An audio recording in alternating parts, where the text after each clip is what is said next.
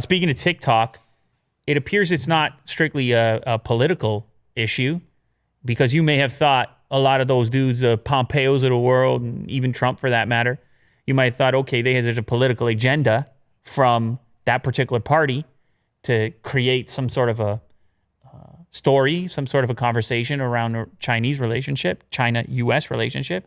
Well, now you have the other side, Biden, Joe Biden. His staff is going to be deleting TikTok as well, which seems to indicate that this is not a one-sided political issue, or as they say in political terms, it's not a partisan issue. You see, now we're a politics show. All we had to do was use that one word, and we just transcended. We're now, it's not just tech and business and space. We're in politics. No, we take it easy on the politics because you got enough of that. Yeah. Oh, baby. But this is important from the tech angle. I was curious about whether or not TikTok, and more specifically the China-U.S. relationship, was going to be a one-sided political conversation, but it looks like it's on both. Staffers from Democrat Joe Biden's presidential campaign must remove TikTok from personal and work phones. A campaign official told The Verge that's because of security concerns around the popular app. It keeps coming back to this clipboard thing.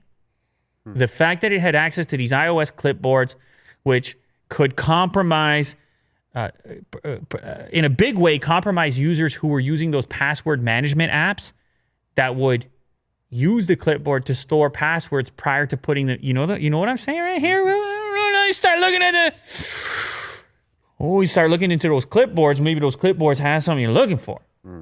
Why are you looking over there? People kept saying, what good is the clipboard? They say, it's anti-spam. Really? Because clipboard also, sometimes the passwords are in there. You sense the tone of my voice here. Oh, yeah. You hear me, Will, but you always hear me, so I'm not worried about you. It's everybody else. So, yes, this campaign policy was first reported to Bloomberg, and they're basically doing the same thing that other U.S. officials are doing, Departments of State and Homeland Security, the U.S. Army, U.S. Navy. We'll wait to see what happens as far as the public is concerned, but it appears to be nonpartisan, this particular issue.